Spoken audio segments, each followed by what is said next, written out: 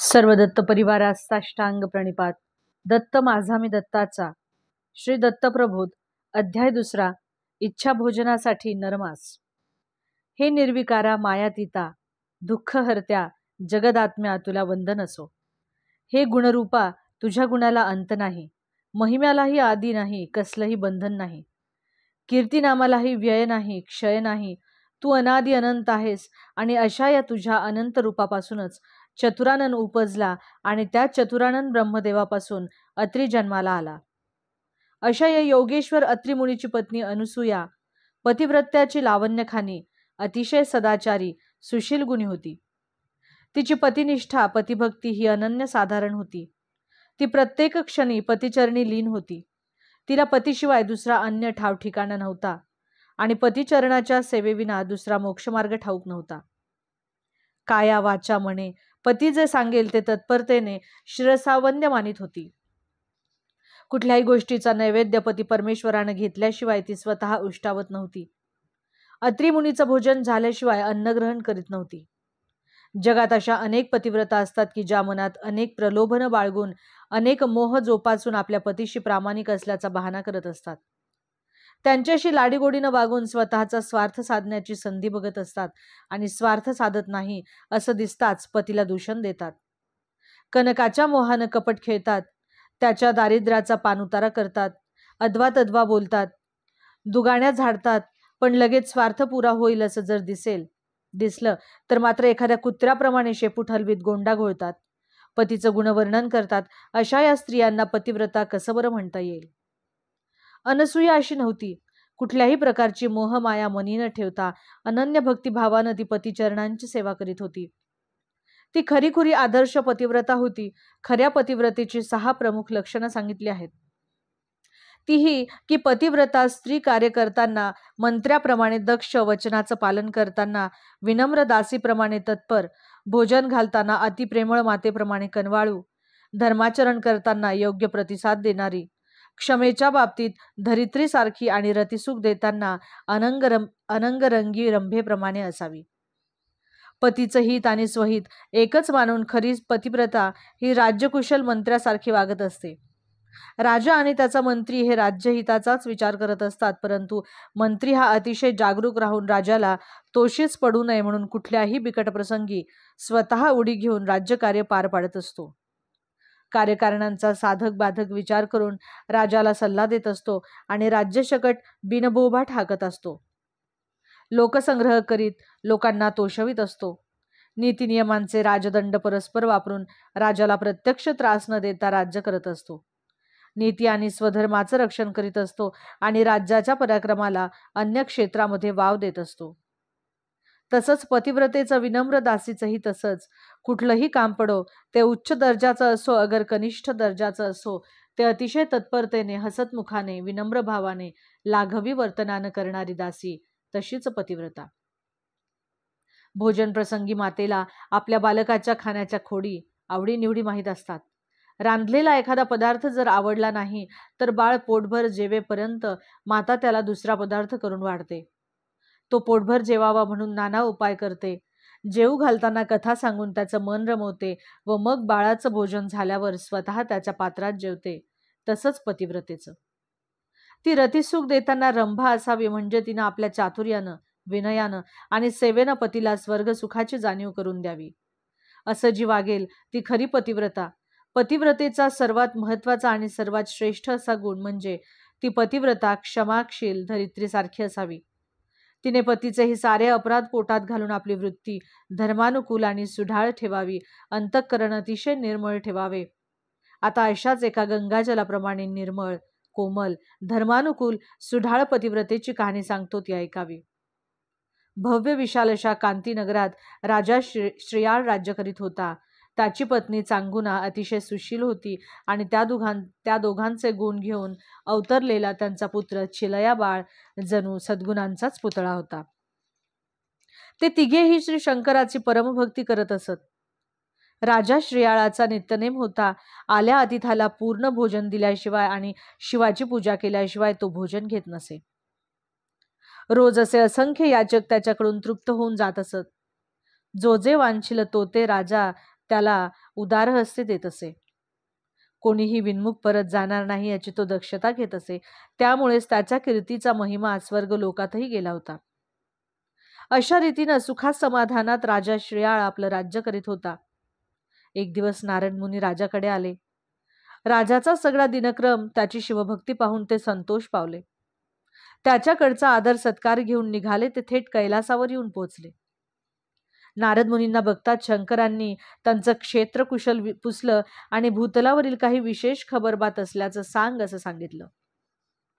एवढं बोलताच नारद मुनींना श्रेयाळ राजाचं वर्तमान सांगण्याचा मोह आवरला नाही. ते म्हणाले, हे काशी विश्वेश्वरा, मी तुझे अनेक भक्त पाहिले, अनेक उपासक पाहिले, पण सत्वशील आणि धर्मनिष्ठ राजा श्रेयाळ मी पाहिला आणि माझी खात्री झाली की तो तुमच्या भक्तांमध्ये सर्वश्रेष्ठ आहे, सत्वाला दृढ आहे.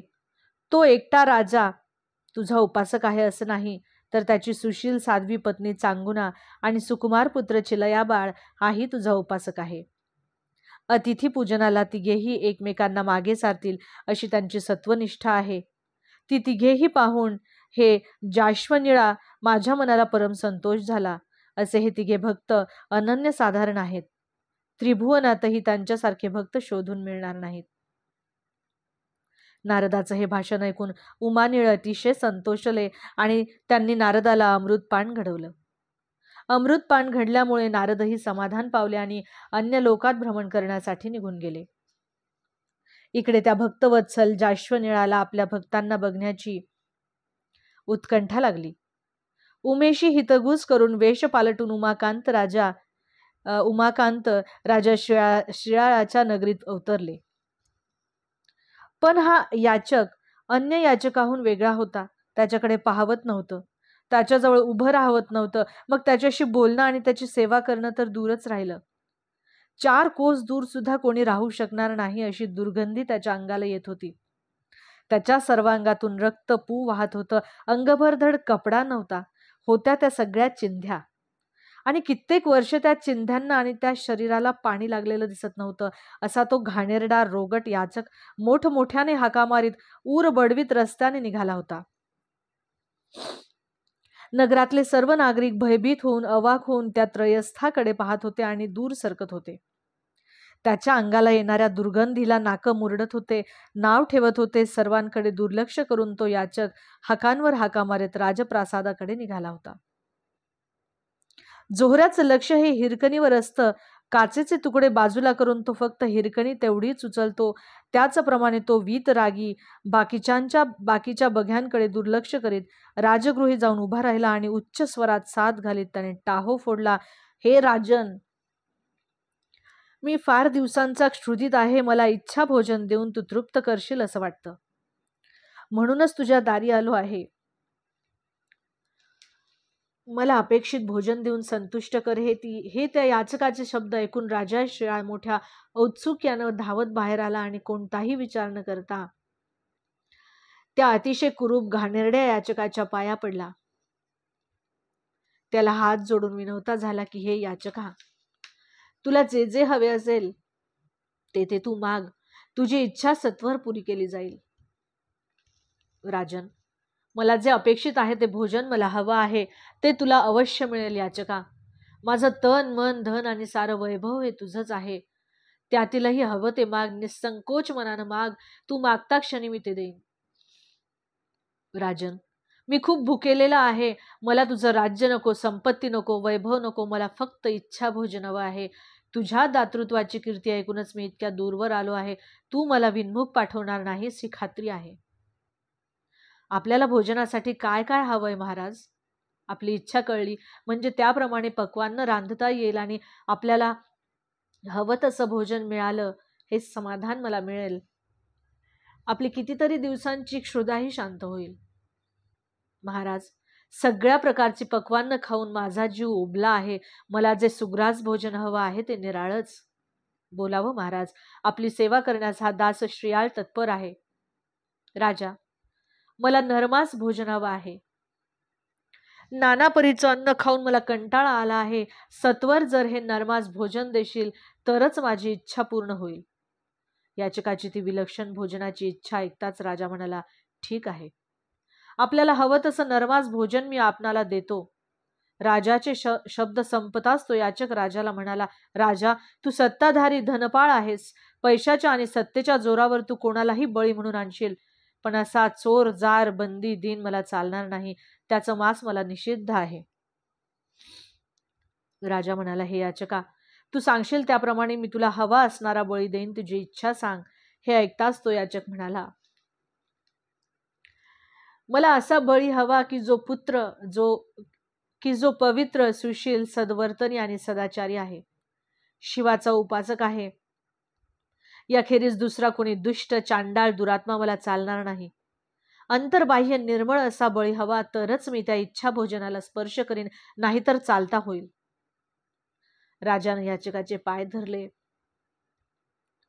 आणि विनम्र स्वरात त्याने सांगितलं, आपण माझाच स्वीकार करावा आणि आपली श्रद्धा शांत करावी. याचकानं नकारार्थी मान हलवली आणि सांगितलं की, अरे याचकांचा तर तू पालन करता. पिता, तुझं मांस मला कसं चालेल? तुझ्या हत्येचं पातक मी कसं घेऊ?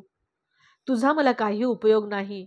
हे ऐकून श्रेयांची सुशील, धर्मनिष्ठ पत्नी शालीनपणे पुढे आली. याचकाच्या पायाची धूळ मस्तकी लावत ती विनम्रपणे म्हणाली, हे योगी राजा, आपली सेवा करण्याचं भाग्य आपण मला द्यावं. भूपाळांचा अंगीकार आपण करू शकत नाही, पण माझ्या शरीराचा आपल्या श्रोधा सांत्वनासाठी उपयोग करायला काहीच अडचण नाही. आपण कृपावंत व्हा आणि संमती द्या. माझ्या या भृंगुर जीवनाचं सार्थक होईल. कोणतंही कारण न सांगता माझा आपण अंगीकार करावा. चांगुणेचा गळा दाटून आला होता. पतीच्या सत्वनिष्ठेसाठी आपलं शरीर कामी आलं तर जन्माचं सार्थक होईल असं तिला वाटत होतं. म्हणून ती त्या सांबशिवाची प्राणपणाला लावून विनवणी करत होती. तिची ती पतिनिष्ठा पाहून त्या याचकाच्या रूपात असलेल्या शंकरालाही कौतुक वाटलं. पण त्यानं हसून चांगुनेला सांगितलं, तुझ्यापाशी मागणाऱ्या याचकाची तू माता आहेस. तुझा बळी स्वीकारून मी पापाचा धनी कसा होऊ? याचकाचं हे उत्तर ऐकून दोघेही दृढमूढ झाले आणि त्यांनी त्याच्या पायावर डोकं ठेवत कळवळून विनवलं की, हे दयाघना, आमची दोघांची शरीरं तुम्हाला नको तर आपल्या मनात निश्चित कोणती गोष्ट आहे ती तरी उघड सांगा. आम्ही कोणत्याही प्रकारचा शब्द न उच्चारता आपल्या सेवेशी ती गोष्ट तयार ठेवतो. आमची सेवा आपल्या चरणी रुजू व्हावी आणि आमचं सत्वही टिकावं अशी आमची इच्छा आहे. हे त्या दोघांचं संभाषण ऐकताच तो याचक तात्काळ उत्तरला की, हे श्रियाळा, तुझा एकुलता एक सुकुमार सुपुत्र जो चिलया, तोच माझी मनकामना पूर्ण करू शकेल आणि माझी श्रद्धाही शमवू शकेल.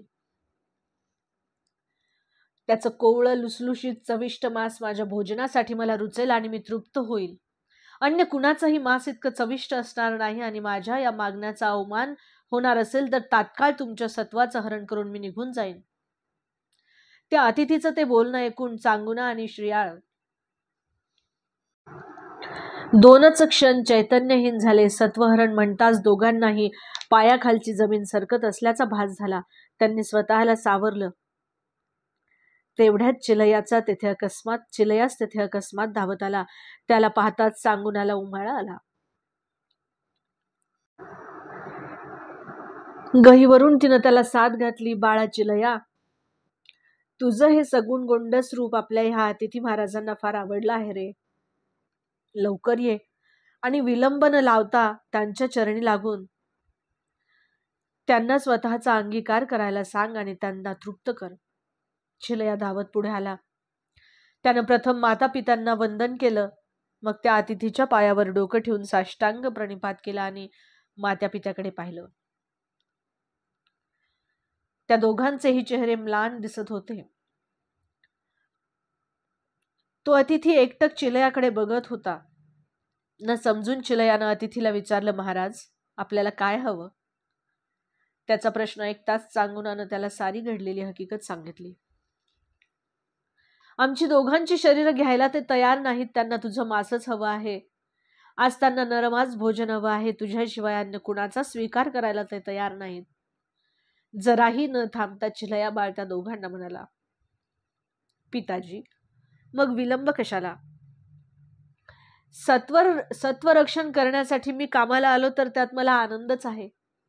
जराही अनुमान न करता तयारी करा आणि अतिथीला तृप्त करा.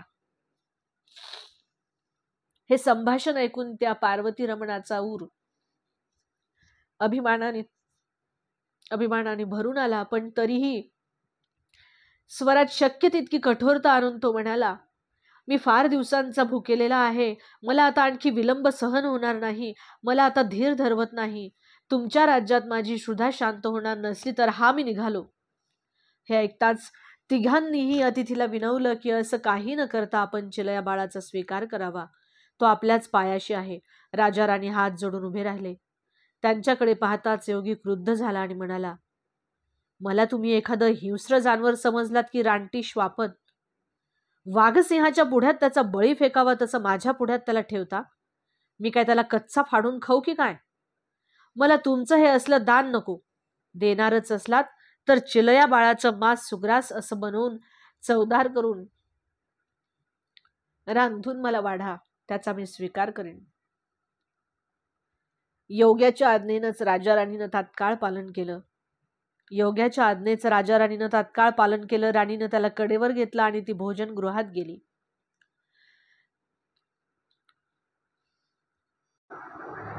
त्याला मांडीवर घेऊन प्रेमभराने त्याचे मुके घेऊ लागली. चिलयानं तिला सांगितलं, माते, तू अशी मोहवश होऊ नकोस. त्या अतिथीला अतिशय क्षुधा लागली आहे. त्याच्या क्षुधेचं श्रमण करायला हवं. बाळाचं हे धीरगंभीर प्रौढ विचार ऐकून चांगुना गहिवरली.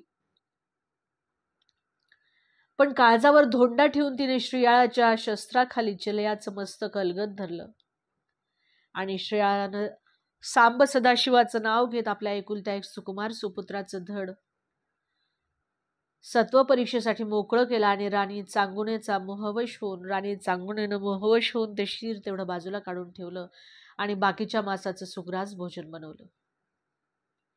नानाविध प्रकार रांधले षड्रसांनी युक्त भोजन तयार केलं आणि अतिशय उत्तम अशा सुवर्ण पात्रातून अतिथी पुढे नेऊन ठेवलं.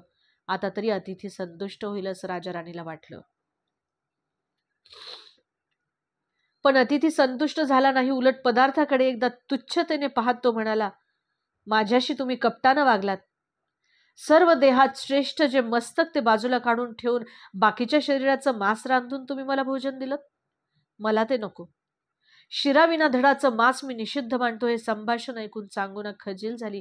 तिनं ते शिर स्वयंपाकघरातून बाहेर आणलं. ते पाहून अतिथीनं ते तिला उखळीत घालून कांडायला सांगितलं. ते कांडत असताना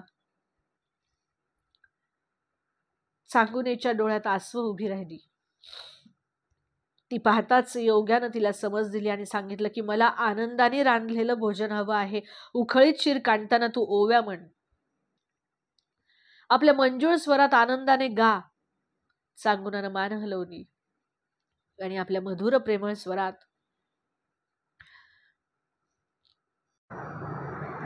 बाळ चिलयाचे गोडवे गायला सुरुवात केली. शीर कांडून तिनं यतीला चविष्ट रांधून दिलं. यती भोजनाला बसला, पण बसताच त्यानं राजालाही आपल्याबरोबर पंक्तीला बसायचा आग्रह केला. राजा मनात कळवळला.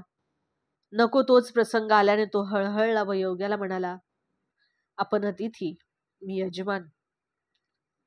आपलं झाल्याशिवाय मी कसा बसू? मी मागून उरलेला प्रसाद म्हणून खाईन.